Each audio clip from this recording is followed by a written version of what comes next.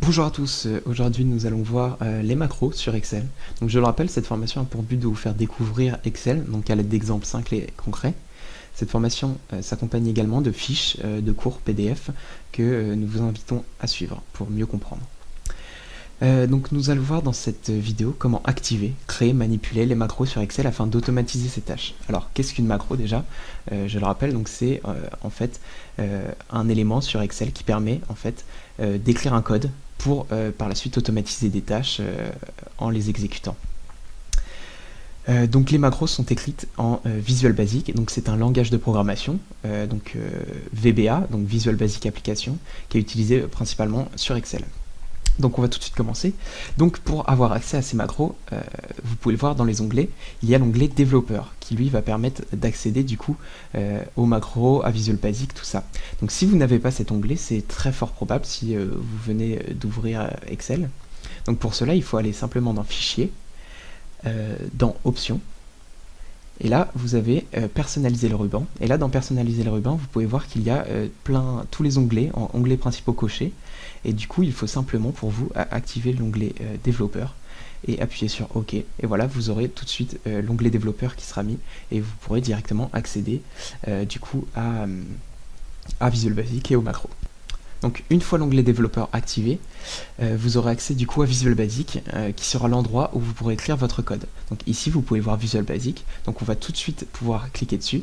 Donc hop, et là tout de suite un onglet s'ouvre, une page entière s'ouvre, et là vous avez tout de suite l'interface Microsoft Visual Basic qui est activée donc pour le classeur numéro 1, donc c'est indiqué en haut.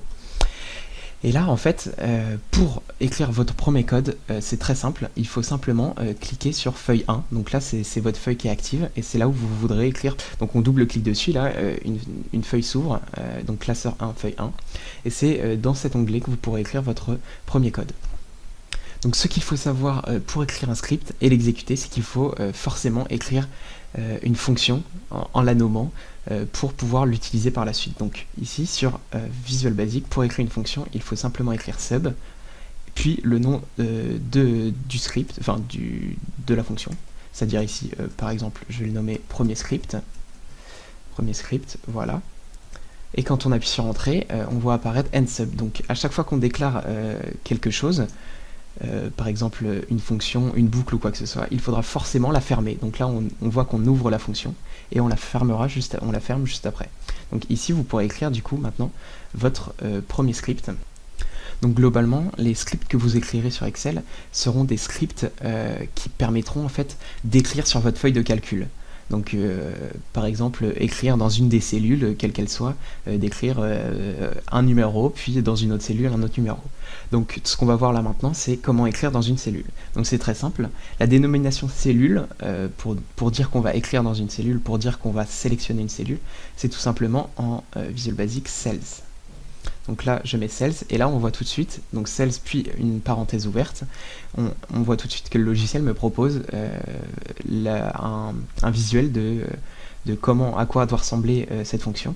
Donc là on peut voir row index, colon index. Donc row index, donc c'est la ligne, le numéro de ligne sur lequel j'ai envie d'écrire. Donc admettons j'ai envie d'écrire sur le numéro de ligne numéro 2 et sur la colonne numéro 2. Donc là, comme vous pouvez le voir, quand on écrit sur Visual Basic, on ne met pas par exemple A5, A6 ou quoi que ce soit. C'est vraiment avec les numéros purs et durs. Donc par exemple le B, donc ça va correspondre à 2 et le 2 du coup correspondra à 2. Donc là par exemple la cellule B2 donc sera de 2. Donc voilà, donc là on vient de sélectionner une cellule, la première cellule. Et donc, si par la suite on a envie d'écrire dans cette cellule, c'est très simple, il faut simplement marquer égal, et là ensuite ce que l'on souhaite écrire. Donc admettons je souhaite écrire bonjour dans la cellule numéro 2, eh bien il faut ouvrir les guillemets, et là par la suite vous pourrez écrire par exemple bonjour. Admettons je veux refaire la même chose, je veux écrire mais cette fois des numéros, donc là pour écrire des numéros il n'y a pas besoin de mettre de guillemets. Il faut simplement marquer par exemple le numéro 5 ou un quelconque numéro si je souhaite écrire dedans. Et donc admettons là pour l'exemple on va du coup changer le numéro de ligne et enfin la dernière chose à savoir, c'est on peut aussi également effectuer des opérations dans cette cellule. Donc par exemple l'opération 10 x 10. Voilà, c'est très simple là, donc vous pouvez voir que du coup l'opération 10 x 10, je l'ai mis dans la cellule de 4. Et enfin, ce qu'il faut également savoir, c'est que on n'est pas obligé, quand on utilise la fonction cells, d'écrire simplement 2,4. On peut aussi complexifier la chose en mettant des variables. Donc par exemple, je vais créer une variable qui va être la variable i, qui va être égale à, par exemple, 5. Et par la suite, je voudrais également écrire dans une cellule, mais en utilisant cette variable. C'est-à-dire que au lieu d'écrire 2,4 ou 2,5, je vais écrire 2i. Et i, le logiciel va savoir que c'est égal au numéro 5. Et du coup, il va tout de suite comprendre et il va pouvoir l'insérer dans la feuille. Donc là, admettons, je vais écrire hop. Voilà. Donc là, on peut voir que du coup, dans la cellule de 5, il sera écrit hop. Enfin, lorsqu'on a marqué tout ça, lorsqu'on a fini notre premier script, donc notre script, par exemple ici, là, je trouve qu'il est fini, je voudrais l'exécuter. Donc pour l'exécuter, il y a différentes manières. Donc la première, c'est de l'exécuter directement depuis Visual Basic Application, donc ici, cette feuille-là. Donc pour l'exécuter depuis cette feuille-là, c'est très simple. Il y a un bouton juste ici, qui permet d'exécuter son sub ou ce user.fun, c'est marqué soit en utilisant F5, soit en appuyant sur le bouton. Donc admettons, je vais appuyer sur le bouton. Et là, hop, il vient d'exécuter. Et quand je vais voir dans ma feuille de calcul, on peut voir que dans les cellules de 2, il y a bien marqué bonjour. Dans la cellule de 3, il y a bien marqué 500. Le calcul a été effectué. Et enfin, il y a marqué hop. Donc là, on peut voir que tout s'est exécuté sans problème. Donc je vais tout effacer pour vous montrer une autre façon d'exécuter ces programmes. Donc l'autre façon, c'est très simple. C'est toujours dans l'onglet développeur d'aller dans la partie macro. Donc dans la partie macro, donc après que vous ayez écrit un script, ça devient une macro. Et là, vous pouvez voir dans la partie macro que tous les subs que vous aurez créés, donc toutes les fonctions, seront affichées ici. Et vous pourrez directement appuyer, donc la sélectionner, donc sélectionner là, elle est sélectionnée, et à cliquer sur exécuter. Et là, vous pourrez voir que toute votre macro sera exécutée très rapidement, directement depuis cet onglet. Enfin, une partie très importante de la création de macros sur Excel, c'est bien sûr l'enregistreur de macros. Donc l'enregistreur de macros va permettre en fait de tout ce qu'il a fait, donc par exemple sélectionner des cellules, déplacer des choses, supprimer des choses, par exemple je supprime ça, ça va être pris en compte, et par la suite du coup tout ce qui a été fait sera enregistré en tant que macro et sera récupérable par l'utilisateur. Donc on va tout de suite pouvoir essayer. Donc là admettons je vais commencer l'enregistrement. Donc là on peut voir que dans l'onglet développeur, encore une fois, il y a enregistré une macro. Donc là je clique dessus, il me demande le nom de la macro et le classeur, donc là je vais laisser les paramètres de base, on peut bien sûr mettre une description, et donc là le nom de la macro, je vais laisser macro 1, et là hop, l'enregistrement est démarré, et lorsque l'enregistrement est démarré, vous pouvez voir que ce bouton là est changé, donc là c'est arrêter l'enregistrement, donc vous aurez autant de temps que nécessaire, et toute action que vous ferez sera enregistrée. Donc là admettons, je souhaite marquer dans la cellule A1, je souhaite marquer salut. Hop, ça ce sera enregistré. Par exemple, je souhaite supprimer aussi la cellule B2 à la cellule D2, donc je peux supprimer. Et admettons, je souhaite, par exemple, faire un calcul, donc 5 plus 5, c'est mieux avec égal, toujours. Et là, on peut voir que tout l'enregistrement a été fait, donc j'arrête l'enregistrement. Lorsque l'enregistrement est terminé, pour retrouver tout ce que nous avons fait, il faut simplement du coup aller dans Visual Basic, donc on reclique sur Visual Basic, et là vous pouvez voir qu'il y a un petit classeur qui s'est ajouté, donc c'est le classeur module, et c'est là-dedans que sera tout votre enregistrement.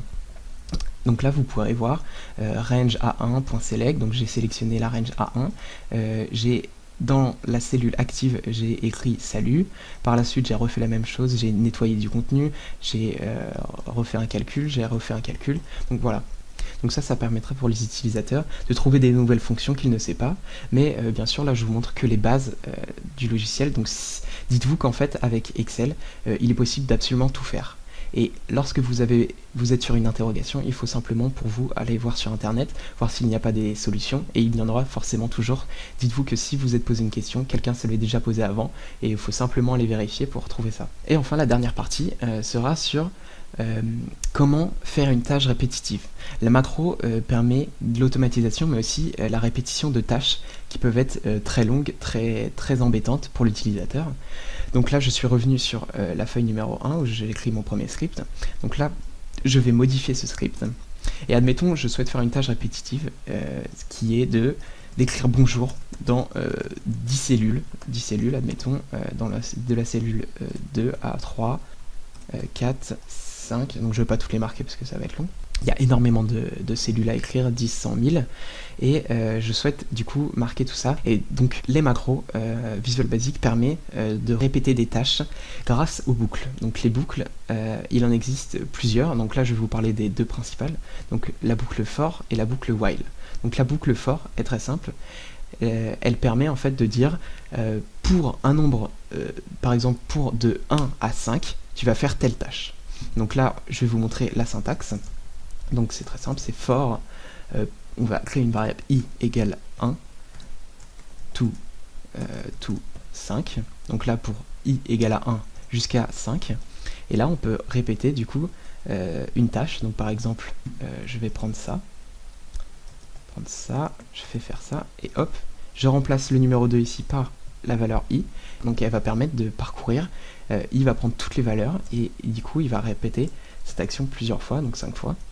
Voilà, donc là, bonjour sera répété 5 fois de la cellule de 1, de 2, de 3, de 4, de 5, voilà. Ensuite, la boucle while, donc la boucle while qui, elle, en fait, va, au lieu de dire pour aller de 1 à 5, on ne sait pas en fait combien de fois de base elle va faire deux tours de boucle. Cette boucle va permettre du coup de faire des actions un nombre de fois qu'on ne sait pas réellement, on peut faire des conditions, donc c'est ce qu'on va faire. Donc tant que, donc une condition par exemple, tant que créer une nouvelle variable y est inférieure à 5, et là on va encore répéter l'action, donc cells de y, du coup on va prendre comme variable y encore une fois, on ferme toujours, donc là vous pouvez voir qu'on a fermé la boucle for, mais on ferme également la boucle while. Et là, la variable y, elle n'a pas été créée par avant, du coup on va l'initialiser. Donc pour l'initialiser, donc c'est y égale 1, donc on va l'initialiser à 1. Mais il ne faut pas oublier, donc là, tant que y est inférieur à 5, là si je fais rien de plus, ça va faire une boucle infinie, quand on va répéter l'action une infinité de fois. Donc là, y va être toujours inférieur à 5. C'est pour ça qu'il faut incrémenter la valeur de y. Donc là, y égale y plus 1, à chaque tour de boucle, y va faire y plus 1, c'est pour ça que du coup il y aura 5 tours de boucle. Voilà, donc là on peut tout de suite tester ce qu'on vient de faire, donc là je vais pouvoir supprimer ça. Donc pour tester, je vais retourner du coup sur ma feuille de calcul, ça va être plus simple pour voir. Je vais dans macro, je fais exécuter mon premier script, et là on peut voir qu'il a marqué du coup bonjour sur toutes les fois. Donc là on va même changer pour que ce soit plus lisible. Voilà, on retourne ici, là on va réexécuter.